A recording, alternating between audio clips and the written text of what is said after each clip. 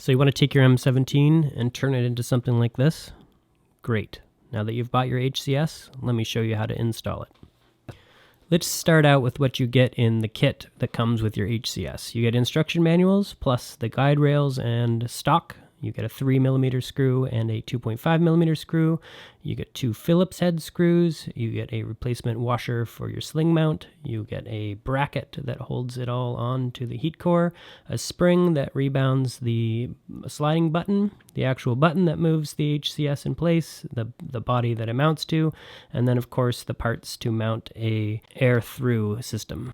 Let's begin the install process by removing the heat core from the marker, as well as the existing sling mount point on your M17. Now we can go ahead and install the 3mm screw in the place where the sling mount was before. This will allow your HCS to slide freely past that point in the future. With that step done, we can put the rest of the marker aside and just work on the heat core from now on. The next step is to remove the bracket that holds the mats bar on and the mats bar, and put the mats bar aside for now. You're not going to use it with the HCS. And you actually get an extra bracket, so you won't need the bracket that holds this on either. You can use the one that's in the package.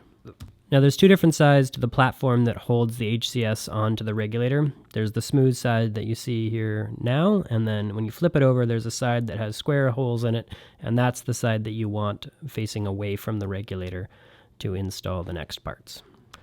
Next, install the bracket that comes with the HCS. Make sure you push it all the way against the regulator cap as far as it goes in, and then use the 2.5mm screw to attach this all down to the heat core. With that all tightened down nice, we're going to install the stock release button. What you're going to do is stick the spring into the mounting point on the bottom, and it slides in part way. And then you're going to position that over the 2.5mm screw and then pop the ends into the square cutouts. It takes a little bit because it's so tight. Once you get it in, you're going to depress it all the way and then install the long Phillips screws. And they should go all the way except for about 5mm or so. And then you're going to tighten them down with a very small Phillips screwdriver. I believe it's a number 2 Phillips screwdriver. Now it's a good idea to check that release button functions properly, and then we'll move on to the next step, which is to reinstall the heat core onto the back of the marker and prepare to install the stock through the base plate. Once we get the stock guides in place, you have an HCS built ready to accept a 13 CI or tank in that size range, such as our new 10 CI tank, or there's been some 6 CIs floating around, something like that. I haven't had a chance to test something like a 17 CI, but my guess is that you might have to cut a new set of slots into the guide bar that allow it to lock in place a little bit longer than it currently does. The good news is there's about 2 inches of bar that would allow you to add a few more slots if you have like a custom length you really want to get your tank to fit on. Okay, for the remote line, first let's start by taking the stock and bars off, put them aside, because basically we need access to the back of the heat core. Now using a 3mm Allen key, remove the screw at the back.